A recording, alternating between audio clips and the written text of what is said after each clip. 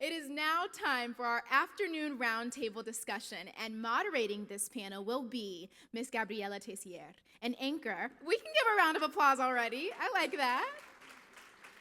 An anchor for Noticias 34, Primera Edición, Univision 34, KMEX TV. For the last 10 years, during the 2-hour morning show, Ms. Tessier has covered topics ranging from education and health to immigration and current affairs. Some of her most recent interviewees include the President of the United States, Barack Hussein Obama, Nobel laureate Shimon Peres, author and journalist Maria Shriver, and the President of El Salvador, Antonio Saca. Ms. Tessier has received the prestigious LA Press Club Best Journalist Award in Southern California and is also the recipient of an Emmy Award for Excellence in Journalism. Most recently, Ms. Tessier was presented with the Impact Award for Excellence in Broadcast Journalism by the National Hispanic Media Coalition. She was also awarded Latina del Año in honor of her highly successful media career. This afternoon, she will introduce and moderate a roundtable discussion about what people and communities can do to address land use impacts on health. Please join me in welcoming Gabriela Tessier to the podium. Thank you, Chelsea. Thank you for that wonderful introduction. Let's go right ahead and introduce our panelists for this last round, and it's going to be really great. I'm going to please ask all of our panelists to come over here because I'm going to speed it up because I really want to hear from you. Let's start with Cecilia Estolano, co-founder of Estolano Lazar Perez Advisors, which provides integrated solutions for government and business associations in sustainability, economic development, transportation, planning, housing, and community engagement. And she is also former CEO of the City of Los Angeles Community Redevelopment Agency. Next, we have Baram Faseli, Policy Director for Communities for a Better Environment, followed by the Honorable Ed Hernandez, Dr. Ed Hernandez, the California State Senator representing the 22nd Senate District, and an optometrist talking about your eyes tearing. Here he is.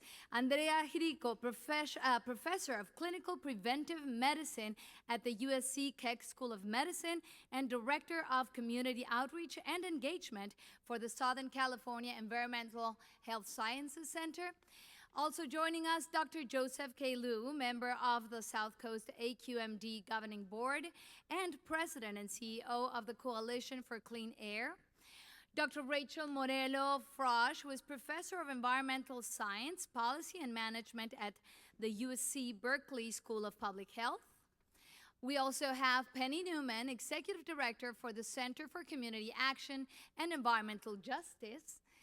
Steve Pontel, president and CEO of National Community Renaissance, one of the largest nonprofit affordable housing organizations in the state. And also James Rojas, urban planner, community activist, and founder of Latino Urban Forum. A big applause for all of them, please. So here we are. If you have been with us all morning long, you've seen our panel before. It's going to work in the way of a conversation. We're going to pose a scenario, just an hypothetical environment to see what each of them would do in the case of being faced with this. And here's how it goes. Imagine the City Planning Commission being set to hear a proposal for a new multifamily housing development planned for a vacant parcel near a preschool and a park. The location, of course, seems ideal from several perspectives. However, the vacant land, preschool, and park all run along a major freeway. So this is a scenario that we've seen before, but we know that proximity is important. Most people favor communities where they can conveniently play, work, live, everything all together. But guess what? The recent studies, as we have just seen, show that health impacts from air pollution for residents living near freeways is highly critical. So let me just start with the first question, and that would be directly for Cecilia Estolano right here. So let's see, first of all, this particular development is going to be in front of the commission. What was the process? What was the process that these people followed to be in front of the City Planning Commission? How does the process commonly work, and what opportunities exist, and this is key, for public input? How's that? So we don't know the entitlements that need to be achieved to get this project, but it's a multifamily project, so it's a residential project. Presumably, they need to have some sort of approval, so it's not by right, which means that some sort of discretion needs to be exercised by the governing body. Maybe it's a zoning change, maybe it's a general plan amendment. Something is happening that requires a change in what would otherwise have been planned for in this community, which means that before that body can take that decision, the dreaded California Environmental Quality Act, if you're a developer, kicks in. But if you're a community member, that protective California Environmental Quality Act kicks in, which means there would have been an analysis of the environmental impacts of moving forward with this project. And that would have been an opportunity through the scoping meetings, through the publication of the draft EIR, if there was one, presumably there would have been an EIR, for the community to surface their concerns, surface their issues. But and then the public hearing at the Planning Commission would be another occasion, and then a hearing at the City Council. But let's talk about meaningful. I'm going to be quick. Meaningful opportunities for engagement. The CEQA process is highly technical, right? How many of you read the newspaper? First of all, how many of you read the newspaper, okay? Second, how many of you read a really minor newspaper in your neighborhood that happens to publish public notices telling you that there is a notice of availability of an environmental document that you can review online or at a public library if you want to take the time off work to go see this 3-volume document, okay? And then how many of you even know to go to the scoping meeting and go to the one hearing where you have an opportunity to raise your concerns? Because if you don't raise your concerns prior to that action being taken, somebody raises your concern, whether it's about the toxic air contaminants, the potential health risks, if that's not raised by somebody, once that decision is made, you can't bring a lawsuit. Somebody else can't bring a lawsuit to challenge this development. So meaningful public engagement, there is public opportunity. We've set that up in CEQA. So it's really easy if you are a seasoned CEQA practitioner, which is what I used to be before I decided to have my planning self come out stronger than my lawyer self. But for regular people, it's pretty hard to break into this. It's not something that you would happen to know about, though there might have been posted in your neighborhood within a certain number of feet of the development, the notice that there might be a hearing on this. So that's just a general outline. And I wanted just to remind all the panelists, if you feel like you want to jump in and add something or question something, please feel free. Just raise your hand. We'll go to you right away. But then the question is for Steve Pontell. As your company develops affordable housing, how do you get that notification out? And when in the process are you required to do so?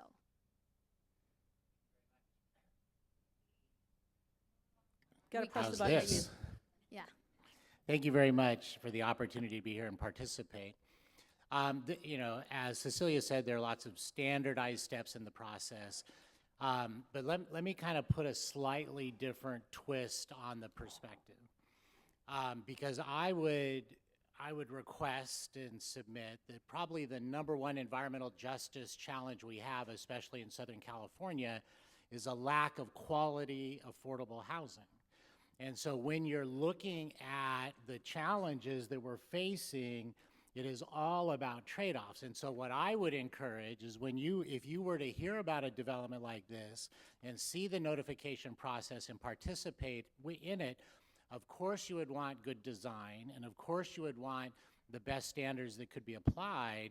But my hope you would participate in the process to support the development of housing that is proximate to schools and recreation and other amenities. And one of the things that's a little bit fascinating is the competing agendas of the different agencies, because there are agencies that are encouraging the development of this kind of housing in this kind of location. And so, you know, to answer the question is, as we develop, and we develop all over Southern California, you know, we're constantly looking for the best sites that are at the best price, that are affordable, that have the amenities necessary for the population to be able to have access to the needs that they have. But the process is incredibly complicated. And so at any step along the way, there are lots of opportunities to participate, lots of notification. What we do as a developer is we engage the community early on. We participate in many workshops and discussion groups with community members, because if we develop something, we need the community's support in order for our developments to move forward. Dr. Andrea Hiriko, to you as a professor of clinical and preventive medicine, what would your input be in this particular case, balancing the positives and the negatives just pointed out? Well, I think a major challenge that we have is making health a priority in this policy debate about land use decisions. You mentioned that developers are looking for the best sites, but I would argue that usually they're looking for the cheapest sites, and often the cheapest sites are the ones that are right next to a freeway or next to some other polluting source. And I think that one of the problems is that developers, that we do all the science that shows their health impacts from living or going to school near busy roads or freeways. The planning department at the city of LA, their people are very smart, the planners, they understand the health effects, but then the developers come along and they are really calling the shots. I'm not sure how many of you saw the Da Vinci buildings. The Da Vinci building that was right next to the 110 freeway with balconies, windows opening on the freeway and balconies literally over the edge of the freeway. I think that for our scientists at USC and UCLA doing research on proximity of health effects, it's sort of like laughing in our faces that you do this research, but we're not going to listen to that research. We're going to put this building where we want to put the building. And, so really, with all that research, this is what's still happening. And I think the problem is that the planners, certainly the scientists don't have the power, but the planners who are well-meaning and really want to do the best for the residents and the children to keep them healthy, they don't have the power with these developers who are often also cozy with the city council. And just one last thing on CEQA. I spoke as a resident of Santa Monica at a hearing where a developer, Trammell Crow from Texas, wanted to put housing right within 20 feet of the Santa Monica freeway. So I was speaking as a resident, and I presented a lot of the scientific studies from Santa Monica saying why that would be a bad idea. And Trammell Crow pointed out that CEQA is interested in whether the project you're building has an impact on the community. They're not interested in whether the environment has an impact on the residents. So they had no concern about whether the Santa Monica Freeway was going to impact the health of their residents. We did point out that perhaps the city council could require them to inform any residents who moved in there about the health impacts, and Trammell Crow eventually decided to build a commercial development there instead of housing. But those are some of the struggles that happen with planning and developers and scientists. Yeah, happening in our hypothetical scenario as well. I saw several of you nodding. We're going to go to Penny Newman, Executive Director for the Center for Community Action. You just wanted to raise your hand. Go ahead. Yeah, I think Andrea pointed out some really good points on that. And I think that we have to recognize that land use is the decision maker on where disadvantaged, disproportionately impacted communities are. This doesn't happen by accident and somebody just happens to keep putting things in a certain way. That the land use decisions made locally are what creates these inequitable situations. And so it's important for us to be able to participate in that in an active way. I think that, when you try to start looking at how you are going to plan your community, you have to have the input from everyone in that community. And that means that it's not, this morning we heard, how do communities then participate in the bureaucracies that are going on in these different agencies and all of the pitfalls that fall in. We really should turn that around and figure out how do these agencies with their bureaucratic approach fit into these most hit communities, and how do we start correcting this and not put the onus on the residents to have to find time and energy and money to be able to take off in the middle of the day to go to a hearing. We have to come up with creative ways of being able to involve them in decisions that affect them directly.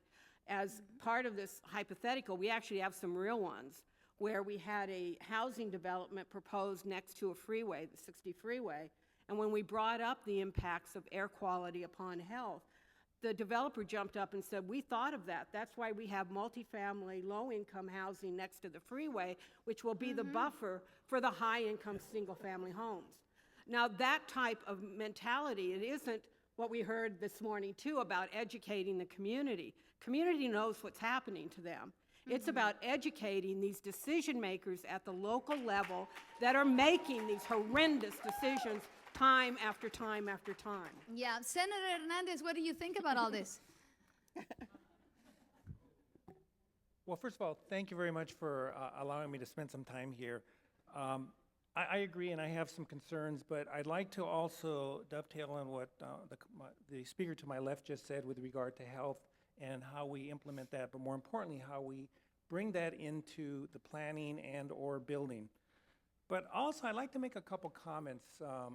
I had the pleasure of being here earlier to speak to listen to Dr. Bullard speak, and I was just totally impressed by his presentation.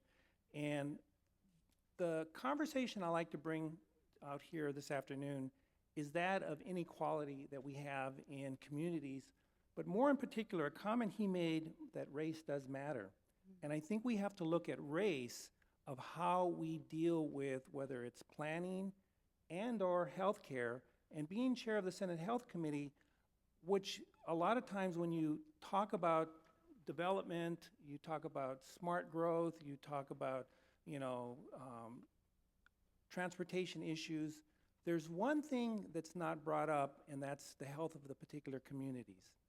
Now, the other thing that was interesting that I heard earlier was follow the money, and more in particular, how he talked about civil rights with regard to the various communities.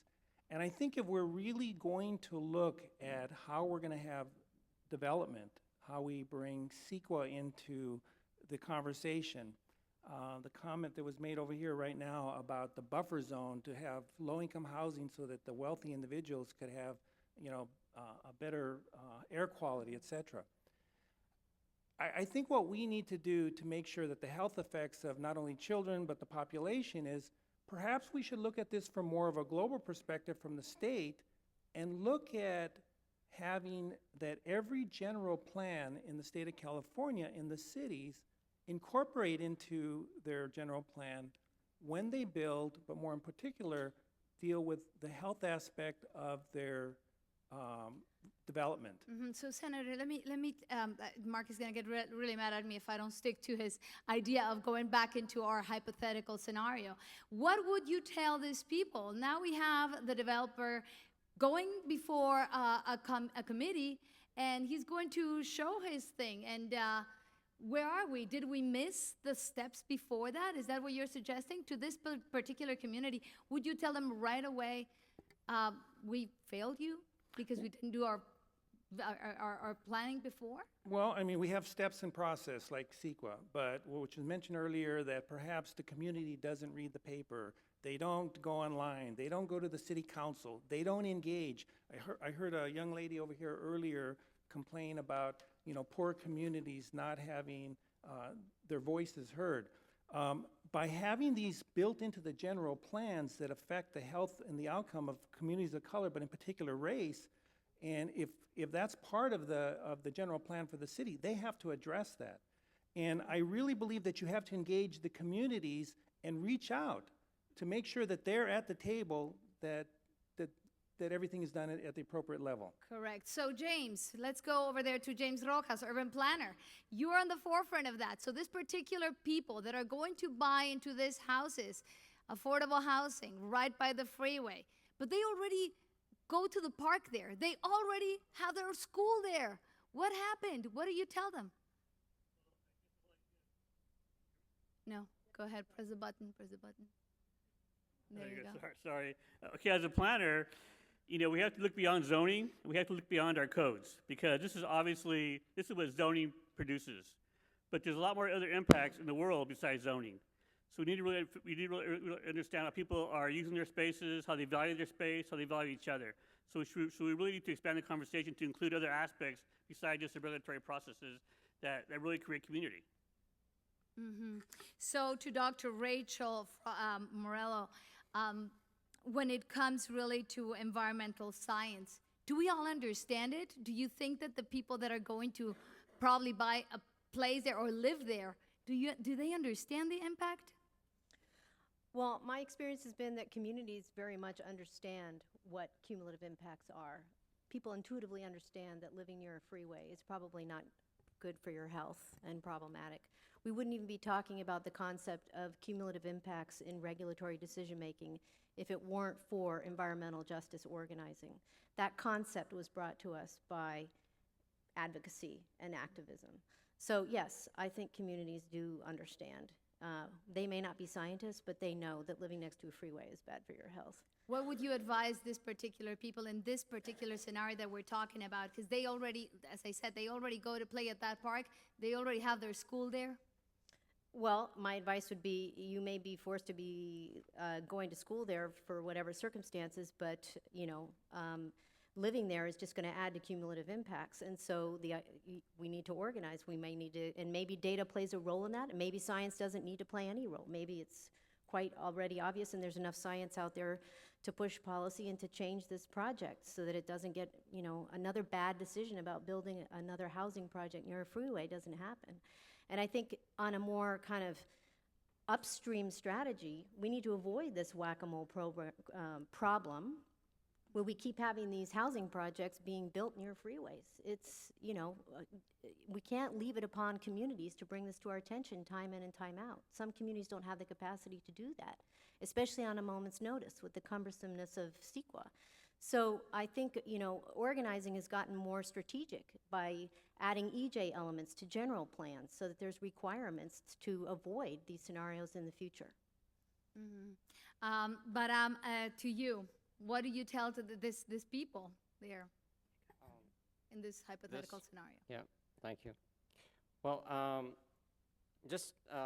think we are having two different discussions here. One is the discussion about values, one is the discussion about policy remedies. And I would say that you cannot create effective policy remedies, public policy, if you don't have your values straight. And unfortunately, as hard as we have worked in the environmental justice community, I would still say that we have not won the value debate. We have not won the debate, the social debate about why environmental justice is important and why environmental injustice has to be dealt with seriously. There are examples of movements that have won the debate. The tobacco is a good example. If I light up a cigarette right now, you would probably ask me to turn out, put it out. I put it out with our water bottle. Or put it there. And if I don't, you keep insisting, and eventually you would call the security. If I don't know, resist, you would call the police. I would get put in jail or whatever. The same example with our traffic laws. If I go through a red light a couple of times and get a DUI, I lose my license after, for a few years. So I would say in those two areas, very different areas, in our society, and it's taken a lot of advocacy on the part of anti-tobacco activists to win the social debate. We still have not won the social debate. We still do not think that it is unfair to put a polluting facility next to a housing or put a housing next to a polluting facility. We still do not think as a society that it is unfair that the facilities, the refineries should expand and encroach upon sensitive receptors, and we do not think that it is unfair that a developer should put people and children next to very polluting and toxic sources of emission. So we have still not won the value debate. Now, not having won that value debate, and we are in the process of actually trying to win that debate, and this conference hopefully will add to that narrative, we are also, we have to be very clear that policy, and we have some very esteemed scientists on this panel, but I think they would agree with me to say that public policy is years, if not decades, behind science. The science and the health impacts of diesel emissions with 4D components that are carcinogenic and many impacts of mobile source pollution has been established years ago. The public policy, as far as people who have the authority to deal with these permitting decisions, these regulations, from Air Resources Board to AQMD and other agencies, the public policy is years behind science. And that also we have to acknowledge in this panel. Another thing that is important to acknowledge is actually what Dr. Fine said in his presentation, that one of the most important things that we have to do, and I don't want to change the subject from this immediate dilemma that we are in. Yeah, the but- housing right next to the freeway. Yeah, and I'm going to come back to that. But let us admit that the best thing we have to do is reduce pollution on the roadways. That's I what he thought you were said. going to say that. I thought you were going to say that immediately. I want to go to Dr. Liu immediately. You're I'm not done, though. Yeah, well, Well, Bahram, I think you are. yeah, well, I bet. All right, let's go to Dr. Liu. What do you think about this? Who are we going to blame? I mean, the developer is obviously in the middle. The city's giving him permission. The house is, the park is there. The school is there. You're a regulator as well. What are we going to do? Well, to me, putting people in harm's way and having separate and unequal housing for people is completely unacceptable and immoral, just from the get-go. I know that these problems develop over decades, and I've told people for a long time, you show me a land use problem, an environmental justice problem, and I'll show you a bad land use decision, and that's what this is the result of. It takes decades, centuries to undo bad land use decisions, and we have to do it. We have to do it in part by cleaning up our transportation infrastructure. Absolutely. We don't get to clean air without it, and everybody's entitled to breathing clean air. There's probably no more fundamental right is the ability to breathe. And so we have to get to that both through transportation but through better land use decisions. And it is frustrating beyond belief when you see bad land use decisions being made. Sometimes they're inevitable. The most important thing is that the community is informed. I think you have to look at good models and good experiences that other communities have taken upon themselves to do these things. We have, well, at least a lot of us at this table have a friend in San Diego who runs an environmental justice organization called Environmental Health Coalition. They've done this in Barrio Logan. They've done this in National City. They've gone in and they said, here's the plan that we want. And they went through a very long, dedicated process to come up with what the community wanted to see. And it wasn't throwing out all the businesses. It wasn't saying that, you know, we want this community with all this money or anything else. It wasn't anything special or unreal. It was a practical approach to fixing land use problems in their community. There's models for getting it done. There's models for doing it better. We have to commit to doing it, or we're going to have a whole new form of segregation and discrimination going on for the coming decades if we don't stop and say this environmental justice problem, this public health problem that's caused by bad land use decisions has to be addressed.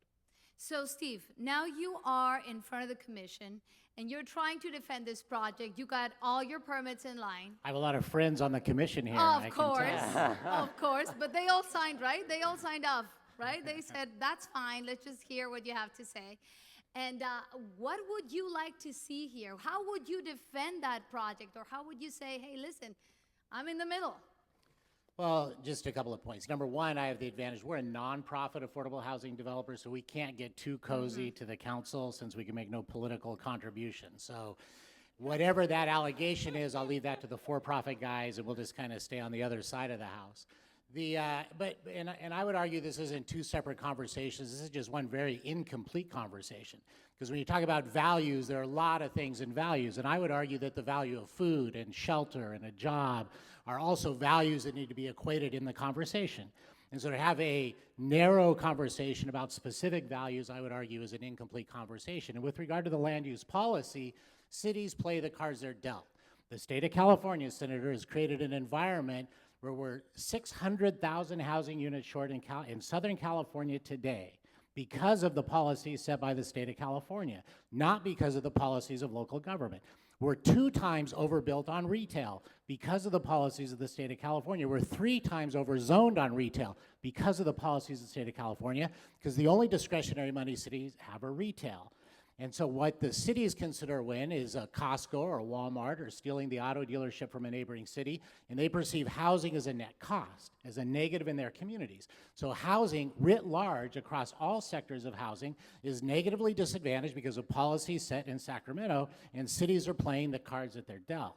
And so at the end of the day, if we want to effectively change the conversation, we need to create a policy environment where cities see the incentive and the benefit of advocating for housing of all types, appropriately designed, appropriately sited, but in a way that can create an adequate supply. Because when you're asking a neighborhood to make a choice between, shoot, we don't want to live next to the freeway, but 5% of the housing in Southern California, the environmental quality inside is worse than the environmental quality outside. So what you're doing is you're telling people you have to live in negative environmental quality inside your house because we're not going to allow new housing to be built all over the region. And so there's a fundamental challenge about having a complete conversation that can solve the problem, provide an adequate supply of quality housing for the people that live here today. And that's what I would Or say. in a hypothetical thing. Go ahead, Baram, go ahead. Okay, I really appreciate our friends at the affordable housing community that are providing much needed shelter. You know, to the extent that we are dealing with this immediate problem, I just want to say that there is an initiative being considered right now in the city of LA. It's called the Clean Up, Green Up Initiative. And in that, we are proposing that first, if you must, first, obviously, we want to reduce emission from the mobile sources and all that we talked about. So that is high priority. But if there has to be housing within some proximity of a freeway, let's observe a buffer zone, a relatively safe buffer zone, notwithstanding all the meteorological changes and stuff like, let's say, I don't know, 300, 400, 500 meters. And then once you build the housing, whether it's affordable housing or other kinds of housing, the unit has to be furnished with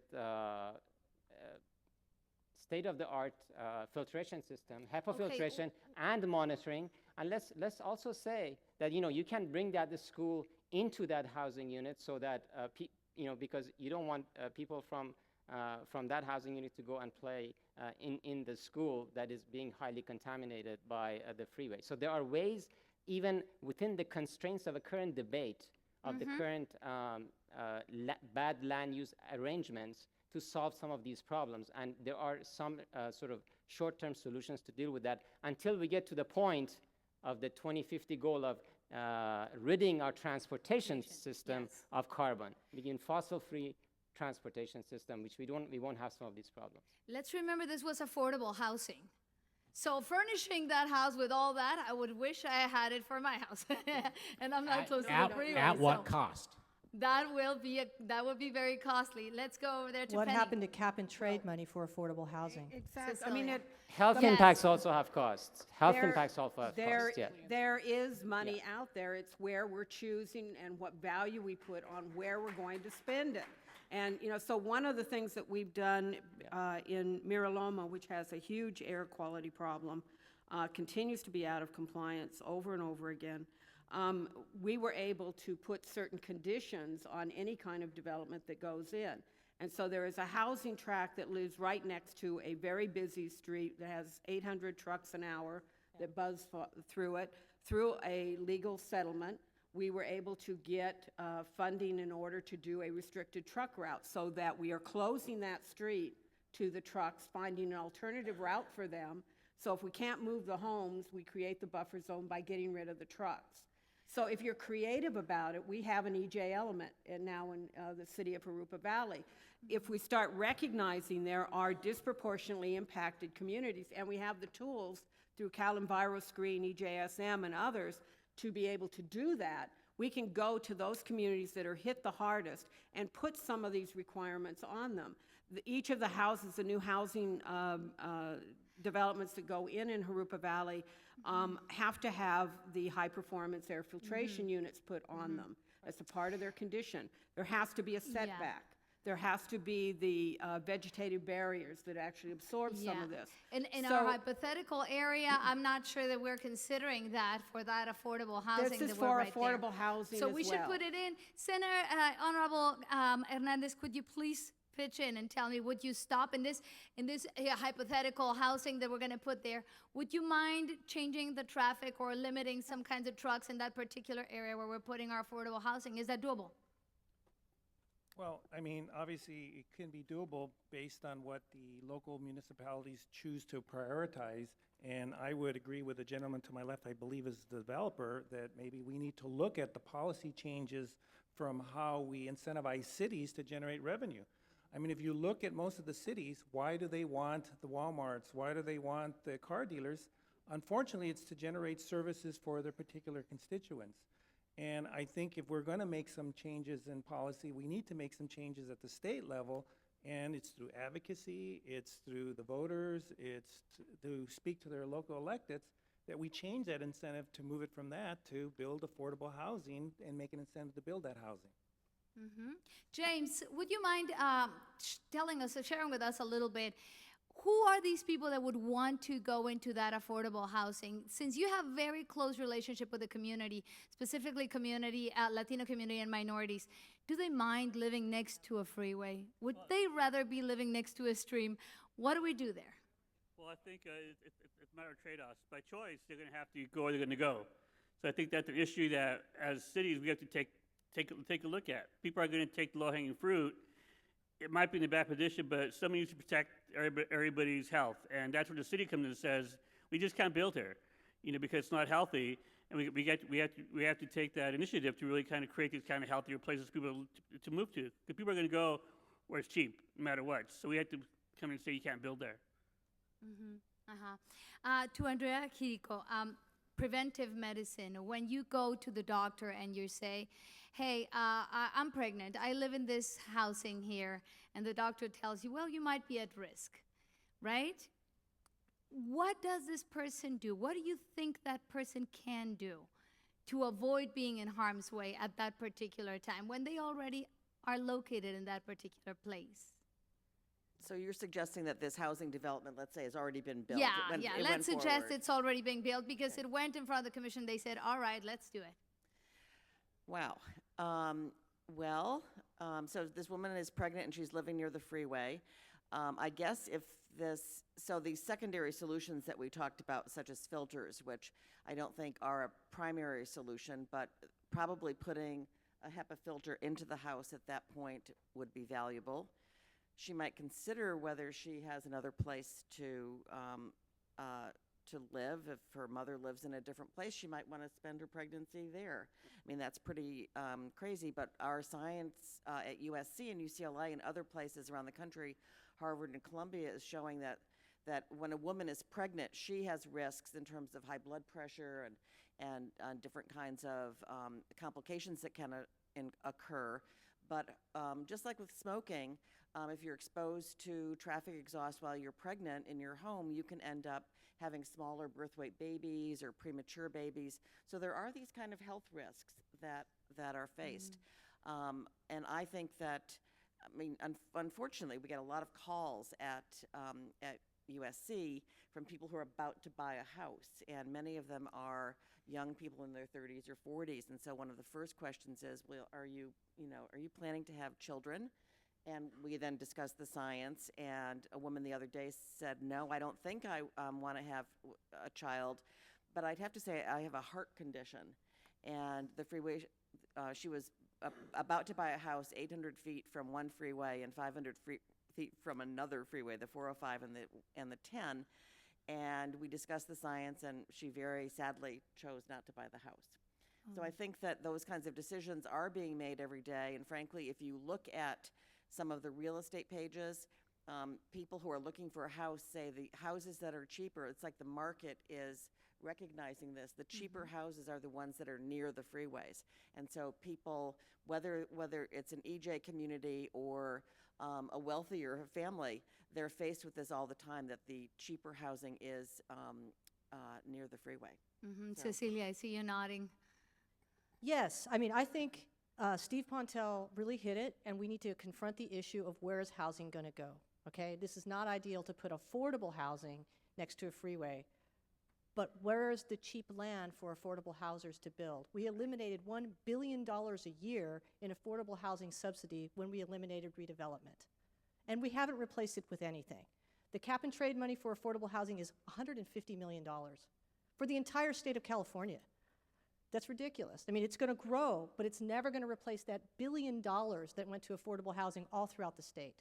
And we can't deal with environmental injustice and environmental racism until we deal with where we can afford to build housing for working people. So if we decided that a state law would be passed that barred housing development within 500 foot of a freeway, that's great from a public health perspective. That just shrinks the amount of land available for affordable housing developers. Wouldn't it be wonderful to marry that law that reduces the available land with another law that creates a new permanent source of housing, of funding for affordable housing in perpetuity? Maybe it has to be the documentary transfer tax every time there's a real estate transaction. Every time a high-priced condo gets sold, maybe a proportion of that sale, a very small percentage of it, goes towards an affordable housing fund, and that affordable housing money is allocated with extra points and extra money for developments that are in safe places, that are located in better quality communities. Unless you do that, we're really not going to deal with this environmental racism of the far distances we have to drive or take buses for hours to get to work. This is a real issue, and it's an environmental justice issue, and we have to confront it all together with the environmental health conditions of our communities. Steve Pontel doesn't want to develop next to a freeway. Nobody does. And that Da Vinci project was high-end. It's that bad in Los Angeles that high-end projects are developing right next to a freeway. So something has to change, and environmental advocates have to care about affordable housing because that's the future. Very good. Dr. Liu, any suggestions there? What are we going to do? Well, as President and CEO of Coalition for Clean Air, I'd like to be the first supporter of Cecilia's legislation. Yeah. All right. Well, I think I'm gonna turn back the clock a little bit and say before that project was approved, we went in and we made sure that there was a community benefit agreement negotiated. We also made sure that there was a setback as much as possible for a distance from the freeway because a few feet can make a huge difference. And that's what people need to understand too. If you only have a few feet to deal with, if you have a school going in next to a freeway, put your parking lot next to the freeway and move the classrooms away as far as you possibly can on that same property because it's actually going to make a difference on what people are exposed to. So after we've done that, I think we have to invest in those long-term solutions.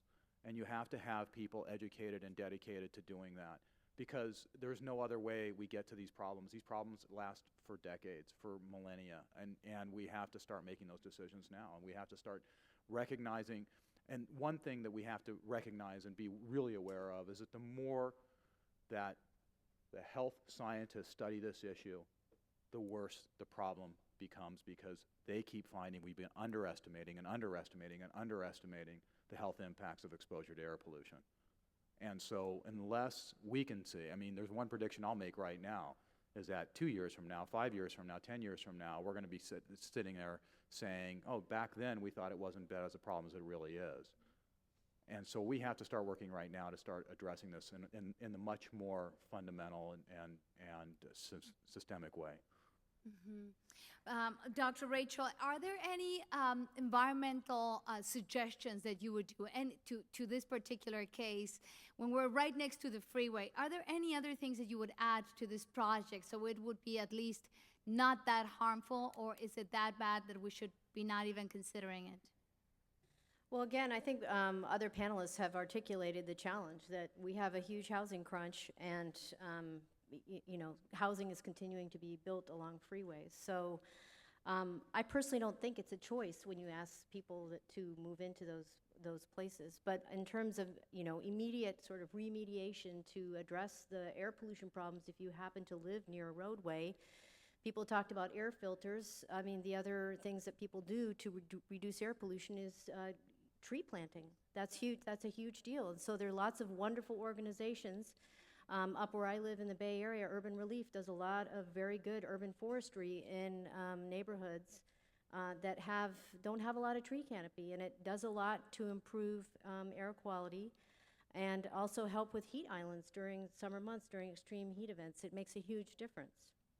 So these are kind of short-term, kind of stopgap measures, but they're not getting at the fundamental environmental justice questions that are posed here by these really bad projects that are bad for community health.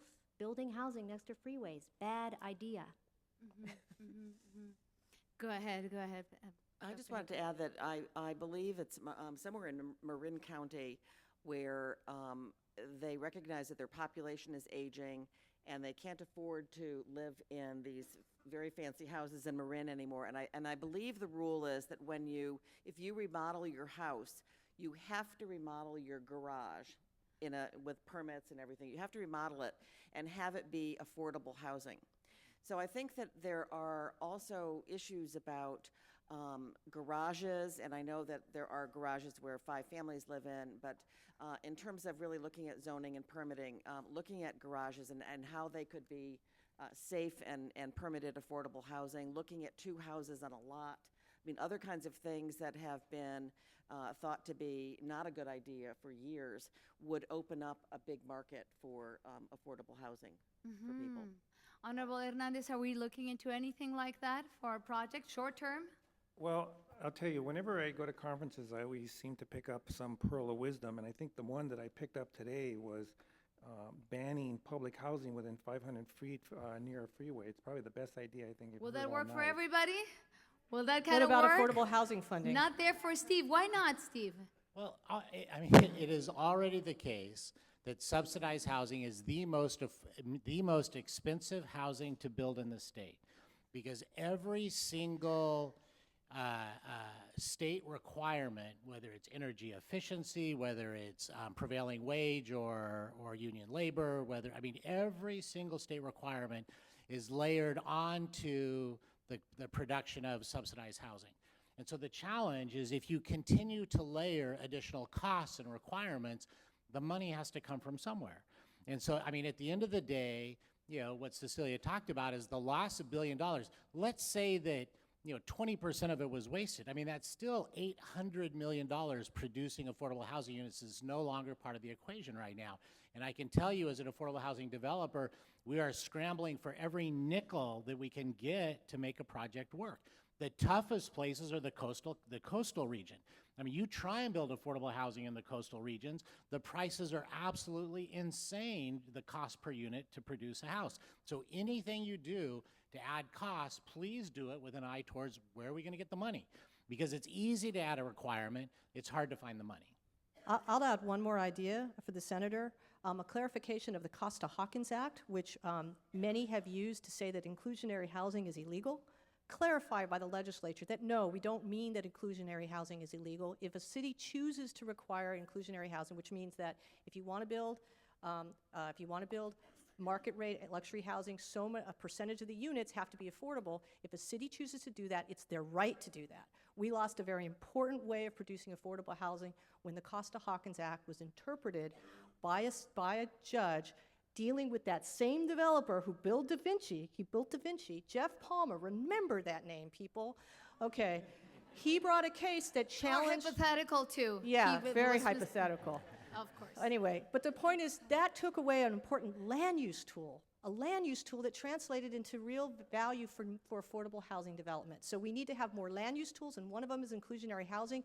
Repeal Costa-Hawkins as a way of losing inclusionary housing. We need to have that clarified by the legislature, and we need a permanent source to subsidize affordable housing. Yeah, but your turn. Go ahead. I really appreciate this discussion, and it seems like a number of solutions have emerged just based on this short discussion, and hopefully it can translate into some serious policy action in Sacramento. The dilemmas in affordable housing and some of the problems with the code in Sacramento that has to be fixed to allow for affordable housing to become more feasible, creating a funding mechanism that is actually available but needs to be ramped up. There needs to be creative ways of designing in terms of buffer or trees or air conditioning system that are have HEPA filters and monitoring. But also, let's not lose sight of the fact that this is an environmental justice conference that is sponsored by Air Quality Management District. Mm-hmm. We can do all these things, and we should do all these things, but at the same time, we should aggressively move towards reducing emission from the mobile sources. Right now, for example, there's Coalition for Environmental Health and Justice with East Yard and CBE and others. We are working to propose to Caltrans to consider an alternative for zero-emission lanes as they are expanding the I-710 freeway. Well, Caltrans is not taking our suggestion very seriously. Now, if in fact we are when I was talking about values, I was not trying to say that there should be a competition between a shelter value or a air pollution, you know, a health value in terms of what we breathe and how much we can eat. It's about social justice value. Environmental justice is part of that social justice envelope. And so if we are serious as a state, as agencies about promoting social justice, if it's our core values, then we go to Caltrans and we say, please consider. And we are not even saying adopt this alternative. We are saying consider this alternative, that it has a clean, zero emission alternative in expansion of the 710 freeway. And they reject this community proposal that is supported by actually the majority of the local officials in the cities across the I-710 corridor. Then I would say we have a problem with our values, because yes, we have a problem about housing next to freeways, but we also have a problem about expansion of pollution in the roadways and not aggressively pursuing the fact of pollution prevention from mobile sources. Look, when Senator De Leon said that there's a series of legislations that have been introduced, Senator Pavley's SB 32, that is going to get us 80% below greenhouse gas, 80% below 1990 levels by 2050. The requirement for going 80% below 1990 levels by 2050 is that we have to have a carbon-free transportation. And to move there, we have to move very aggressively. And that means that has to become part of our value system. And that means Caltrans has to listen to CHADG, to the community alternative. That means we have to aggressively reduce pollution from the passenger cars. That means we have to expand car sharing. That means we have to expand transit, zero emission and clean transit. So there's a whole series of options and solutions in addition to what has been discussed here that has been very productive. Yeah, to move away the house and to give those 500 meters, yes. So, Senator Hernandez, you were just saying, yeah, the compromise is, well, it's a good start, right? Let's move a little bit farther away from the freeway. Can we push, can we pressure a little bit? Can we push a little bit more to reach those zero-emission cars and public transportation system? Well, Especially next to our freeway on our hypothetical house that we're building. And again, I don't disagree with what the gentleman to my left said is with regard to the cost. I mean, obviously, we need to look at how you're going to offset that if you're going to move individuals away. But I think the absolute most important thing is making sure that the communities that are most vulnerable aren't susceptible to being close to freeways, making sure that health risks are addressed. But more importantly, I think what we need to look at, and I missed what Senator De Leon said this morning when he came, or his lunch, because I came shortly after. What we need to look at is how do we address the overall needs of the state, whether it's through reducing our carbon footprint, looking at SB 32. What we have to do is, it's more than just housing. We have to look at our infrastructure. We have to look at our ports. We have to look at our transportation through our rail systems. We have to look at addressing monies available for our crossings. Like, for example, in our area in the San Gabriel Valley, you have what's called the ACE corridor, which reduces grade crossings. I think what we have to do is look at all of it in its context, but I'm going to go back again to some of my opening statements. I really believe at a state level, we have to look at incorporating the health effects in the general plans for the various municipalities as well, and maybe incorporate also communities of color and communities of need the most and has the highest need. Yeah, go ahead, Penny. I just wanted to add to the opportunities we have for promoting zero emission and reducing this carbon. We have the California Freight Advisory Committee, which is part of the MAP 21 from President Obama, that is supposed to coordinate all of the projects with freight movement across the nation. And participating in that committee, we have put forward zero emissions or near zero emission into the consideration when you're prioritizing projects. So if the project has a plan for zero emission, it's going to do that. If it has community impacts built into it and how they're going to address it, it would get more of a priority than anybody else. Every time, it seems like every time we come back to the meeting, they've taken that out again. So they put it in, then they take it out, then they put it in, and it's kind of like if we blink, it's going to be gone. And we're probably the only state that is promoting that. So it's very unlikely it's going to get into MAP 21. So if you're not even in the discussion on how this is going to be, where the money is, where the power is, then you're never going to have this solved. And I hope that, as Steve had said, you know, this is an incomplete discussion on values or incomplete discussion. EJ is not just about affordable housing.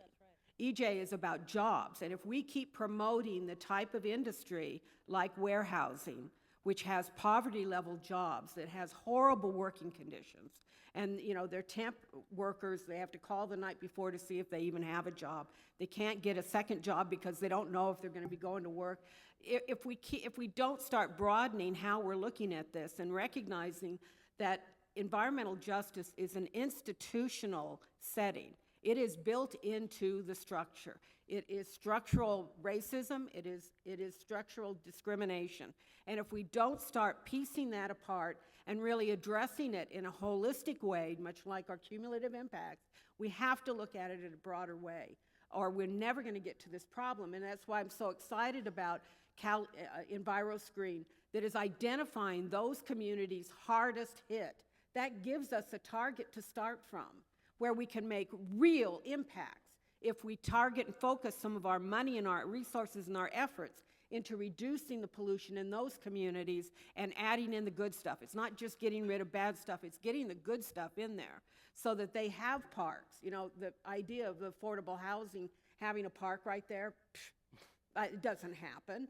You know, the affordable housing doesn't. That was hypothetical too.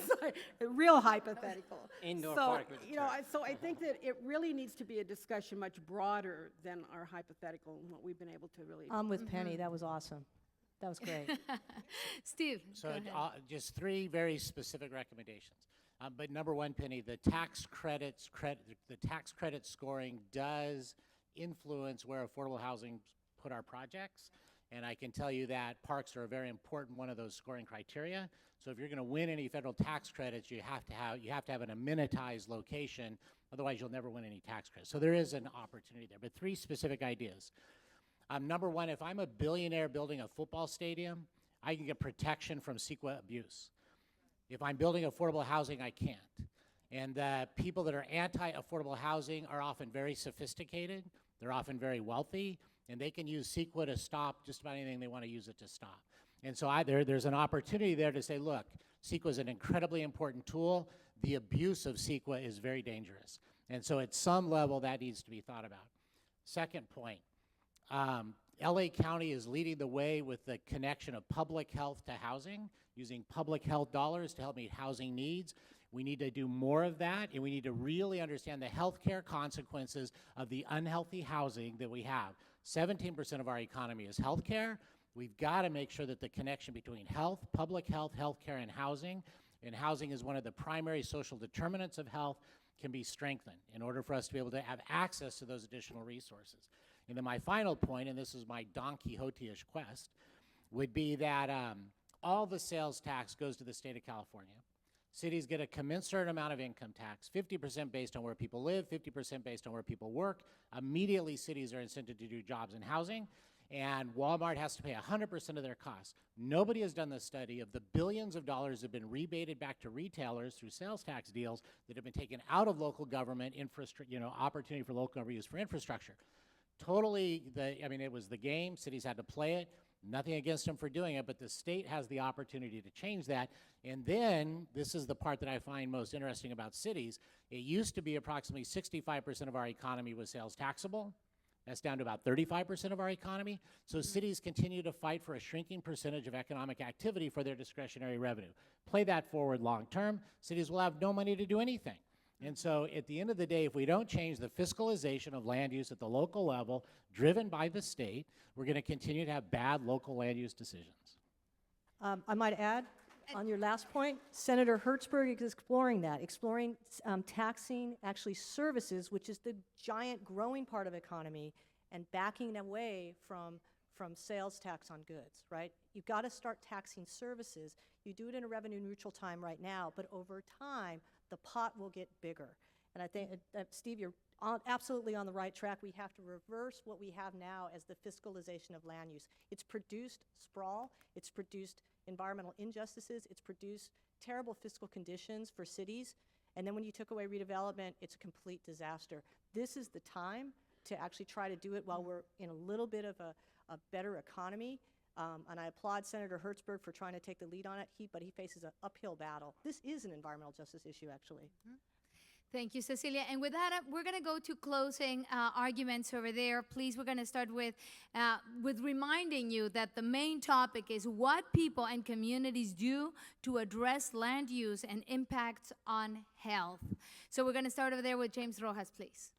Well, I think the issue is we always need to be educating ourselves. It's not just this one project, but it has to be a continuous cycle that begins with kindergarten. And we do it throughout our lives to keep people always on top of these issues. Because the problem is that a lot of times it's too late. But if people are aware of this stuff when they're in grammar school, they can start asking the questions, and we could build a capacity to really get better land use and health services. Thank you, James. I served 3 years on the St. Andrews Water Quality Control Board. And as my wife, Victoria, who's a PhD nurse and happens to be here with me today, will attest, I actually think I'm pretty smart. And when I first got on the Water Quality Board, I was like, okay, and I get the agenda packet, and if I understood every third word, I'd be shocked. I mean, it was like, what are they talking about? It took me 2 years to even understand the acronyms, let alone, what was really going on. And the challenge we have is the silos are tall and the walls are thick. Water quality people spend all their time talking to water quality people, and they have to because it's complicated. Transportation, people, transportation, housing, air quality, air quality. One of the things I tried to do was get a meeting between, Barry and the regional water quality executive officers just to look at the water and air quality connections. We've got to bridge the silos. We're not going to take them down because the issues are too complicated. But the only way we solve complex system issues is by looking outside of our own silos and identifying the opportunities for win-win. Go ahead, Penny, your turn. I think that, one of the major problems in a lot of our communities is that the decision makers don't look like the majority of their neighborhoods, that they are alienated from the decision making, that the decision makers have never been in half of those neighborhoods and don't know those people at all. And so it's important for people to start recognizing, if we're going to have a democracy, that there's not only a right to participate, but there's a responsibility, and that you need to be at the table. And to do that, we need to figure out a way of being able to understand the process and being able to participate in it, which we have found, through our leadership programs, that people are perfectly capable of doing that. They're extremely articulate. May not be in the language that the decision makers want it in, but they can express themselves very passionately, and they come up with good ideas. And as a result, we've been able to help develop community priority plans. And they have identified where the problems are, what the solutions need to be. And then we've pulled together a multi-agency task force of EPA at the federal level. At the state, we have DTSC, CARB, the Air Attorney General's Office. AQMD participates in it, as well as some local agencies. And we bring them together with the community residents. We look at the problems the community identifies, and we start breaking down those silos so that you don't get, oh, we don't do that, oh, we don't do that. They sit and they say, well, we can do this part if you can do this part. And they actually start competing to see who has the best ideas and resources to bring to the table. Collaboration. And as a result, we've been able to really solve some big problems, putting the air filters on 7 schools in San Bernardino, putting the air filters on these homes and making it a requirement with the city. A whole bunch of different things that have helped to increase the quality of life. And I think it is through that type of approach, really bringing these teams in there to the communities that are hardest hit, that we're going to make some changes. Yeah, to make contributions. And Dr. Rachel Morello, again, the main topic, what people and communities do to address land use and impacts on health. Leave with 4 words, 2 of which were already expressed by my colleague Steve. One is, in addition to bridging silos in regulatory agencies, we need to be talking about building coalitions. And this issue of affordable housing and this funding question, public health has a stake in this debate. And I think that is where kind of planning and public health and efforts to really get the funding we need so that we can build housing in safer locations. And I think that's where we want to be, doing that constituency building to force decision makers to loosen up those funds so we're not faced with this scenario that you just presented us today over and over and over again. Dr. Leo, your turn. I was waiting for you to invite me to jump in. I'd like to say that this is my 25th year as an environmentalist and environmental justice advocate. I've been doing this for a long time. A lot of these people at this table have been with me throughout my career fighting for these kind of issues. Land use is among the most complicated and hard ones to do. And there's a reason why we have the situations that we have and then we had the conversation we had today. There were a lot of great ideas bandied about today and ones that we should go back and think about hard and listen to and consider carefully. Many years ago, Bahram, DTSC Director Barbara Lee, who was sitting right there, I don't see her now, Dr. Barry Wallerstein, AQMD, and myself, and a few others, worked with the Air Resources Board to do a land use guidance document. There was a lot of sweat equity put into that document, I can tell you. We had to fight like crazy, we had to negotiate, we put a lot of work into it, but I do think that effort made a difference. I see people to this day referring to that document. The thing is way outdated. I mean, it's based on information we had 15 years ago. We need to update that document, we need to help use that as a tool to have better communication with land use planners. I think that would be a very good idea. And I certainly would like to comment on what Penny said about people being involved in the decision-making process. In my position, if my employer did not allow me the opportunity to take off time from what I do in my really paying job to serve on the South Coast AQMD Governing Board, I would never be able to do it. I am not independently wealthy, and this position doesn't pay you much at all. So by definition, and I am the only environmental justice advocate to ever be appointed to the South Coast AQMD Governing Board. And in my position, it only happens because I'm in a unique situation. We really need to have a bench of people who can step in when those opportunities present themselves. When Governor Jerry Brown came into office, he looked far and wide to put people of color into decision-making positions in the environmental institutions in California. He had some success, but not the success that he wanted because we didn't have a deep bench. And we didn't have that deep bench because we didn't have the structures, we didn't have the people in place, we didn't have the foundations investing in training people and having them ready to step up, and we also had the fundamental problem of people not being able to get compensated for doing that work. So we need to look at some of those key issues, or we're never going to have people actually in the decision-making positions to make the decisions that are going to make the difference over the long term. Thank you, Dr. Liu. And Professor Hirko. One of the things that was only obliquely mentioned today was affordable housing that might be considered transit-oriented development, or TOD. And this is something that is very valuable in terms of having residents, especially in affordable housing, have very easy access to public transit. But from the public health point of view, the concerns about the decision-making process and where that TOD gets cited is that often an apartment complex or a condo complex that's considered transit-oriented development and it's really close to a rail line is built in, let's say, a 500-foot swath of land that on the other side has the freeway. And one of the best examples of that is if you go up the 5 freeway and look at around Lincoln Heights. There are these condos that overlook the freeway. They're just inches away. On the other side of those condos is the Gold Line.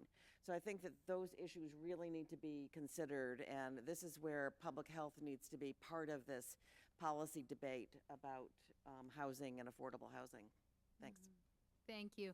Honorable Hernandez, what people and communities do to address land use and impacts on health? Well, thank you very much.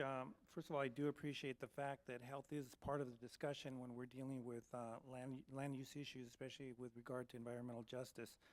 but I really believe that it has a public health impact, and especially in light of what's happening today with the implementation of the Affordable Care Act, how it's been brought to the attention, how California continues to take a lead on its implementation, and how are we going to reduce healthcare costs.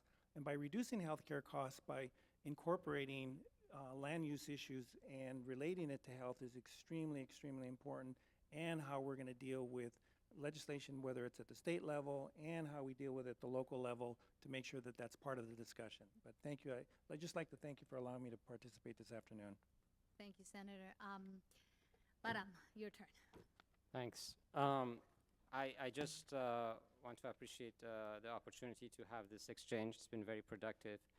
And, you know, I've spent the past 15 years advocating for social justice, environmental justice, and I would be very glad to spend the next 15 years advocating for public housing and affordable public housing, because I think it is really the other side of the social justice issue, and they're both worthy causes. So in that sense, I would definitely agree with what Steve and Rachel said about coalition building, because we're very fortunate to have Senator Hernandez here to bring some of these ideas to Sacramento, and we can bring some of these ideas to Sacramento.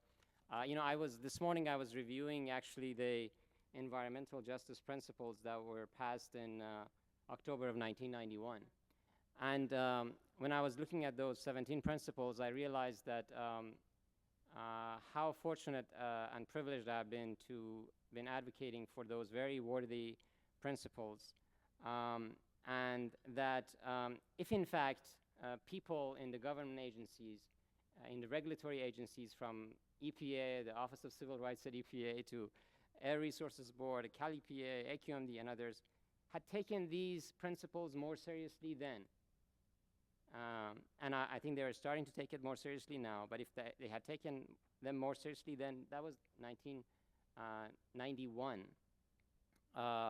then I think we would be in a better place now. But it's not too late. I think so I would submit, I would like to ask everybody to go and Google Principles of Environmental Justice, the summit, the People of Color Summit, Environmental Leadership Summit in October of 1991, and read those 17 principles. And you will see that they are very worthy, very carefully drafted, guiding principles that tie together issues of social justice, environmental justice, affordable housing, safe workplaces, self-determination, and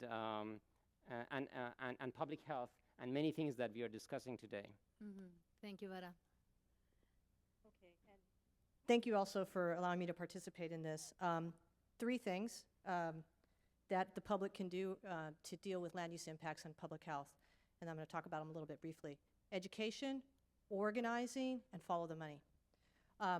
I want to say that Dr. Bullard, it was great to see his slide with the recommendations from that report that philanthropy that cares about the environment should set aside 25% of their money to go into grassroots organizations. If there's one thing you take away today, if anybody's who's in the mainstream environmental movement, i.e. the white movement, or if you're a funder of mainstream environmental movement, it's that you should be funding organizing of the future, which is communities of color. And organizing is about building that pipeline of leaders of the future. It's about what Penny's talking about having folks not just look at one narrow issue, but look at what is the vision of society that we want. It's called equitable economic development. You can call it middle-class economics. You can call it whatever you want. But the point is, it's what we've lost in the last 30 years that has created this vast disparity in income, that we don't have a middle class, that we don't have prospects of our children having better lives than we did. So that is about organizing for the social justice future that we want to envision. And it shouldn't just be narrowly focused on MATES and Regional Water Quality Control Board and all the silos that Steve talked about. It has to be a holistic vision of a safe, clean, equitable environment and economy. So organize, organize, organize, organize. And part of that comes with education. The other thing that Dr. Bullard highlighted is that we in California are particularly privileged to have the best data probably in the whole world. But man, is it hard to figure it out, right? We had a whole presentation about CalEnviroScreen. Everybody in the rest of the country is so envious of this tool. It'd be really nice if it was in zip code format, because that's how most of the world thinks, is zip codes, not census tracts. and I know it's coming. I know, but zip codes really would be better to go back to zip codes. But my point is, those tools, to organize is not just to rabble-rouse, to organize is to educate and to use the tools at hand. And people are smart. They know it's not right to live next to a freeway, right? They get it. They just need the data to back it up. And the third, follow the money. Money is too important to allow politicians free game to figure out how to allocate. So though it may not seem like an environmental issues, when we're organizing and educating our communities, they have to understand, where does the economic development dollars go? Where do the sales tax rebates go? How is a city funded? And what are driving the decisions? And then they have to get into that debate, because that's where the rubber meets the road on our big highway transportation. But it really is where the rubber meets the road. So I think that is a critical component, is understanding what your vision is for the future, using the tools of hand of data to articulate why you need changes, and 3, using the tools of local government and state government to shift where money goes so that it gets you closer to your vision of justice. Thank you, Cecilia. Ladies and gentlemen, big applause for our panel today. Thank you. It's been very useful. Please refer to your programs for the bios and more information on their expertise. Those programs are full of great information. Thank you very much. Thank you for having me. And a round of applause for our amazing moderator.